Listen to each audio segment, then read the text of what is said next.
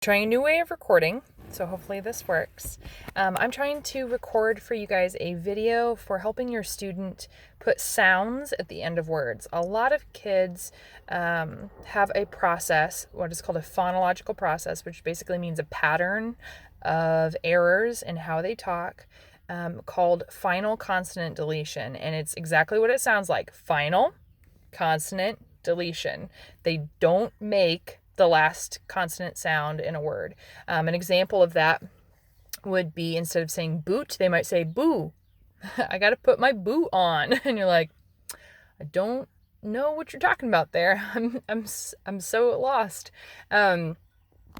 So when you can help your child put sounds at the ends of words, even if it's not the right sound, as long as they're doing what I like to call marking the sound, which means putting something where it goes, all of a sudden it is so much easier to understand what they're saying, even if it's not perfect.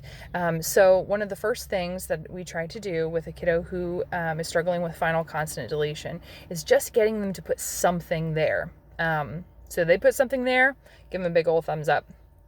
So one of the ways that I do it is I add visuals. So I'll be like, wait, you need to put your boots on, and I'll go boots. Or I'll do this and I'll clap. I'll go boots, boots. So they get the idea that at the end something happens, because they've already got the first part ready to go.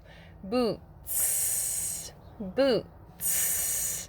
Another way you can do it, if it helps them, get out a piece of construction paper, draw a little bit of a line left to right, because that is just one more way you can help pre-literacy, getting used to writing left to right, or I guess for you guys, left to right. And you're going to draw that little line and then put an X or a favorite sticker or a toy on the end.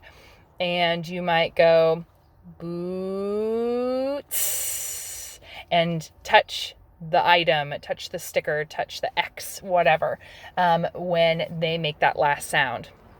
And if they don't make the last sound, then you don't put your hands together.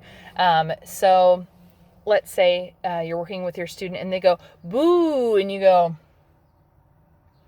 almost, keep going, where's that last sound? And they're like, oh, I had to listen for that last sound. Boot. And you're like, that is it right there. You did it. You did it. So what you're shooting for is giving them a visual, or even having them do it with you. Boots. So that they can give you that last sound. Word from my experience on having them do the touching, the moving, whatever, if they're controlling it, they're going to touch it, and they think the touching makes the sound. They don't always understand that what the sound coming out of their mouth is what controls the sound or the movement from you.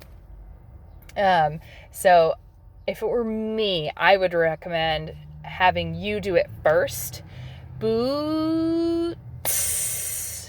So I'm being the kid up here, and then my hands are being the teacher. Boo.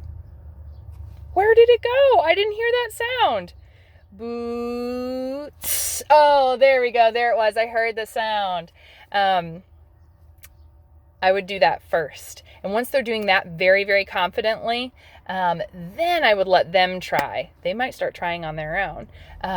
But that way they get the most important part first, which is their sound happens, and then they get that treat of it just makes you feel good when you get it to happen.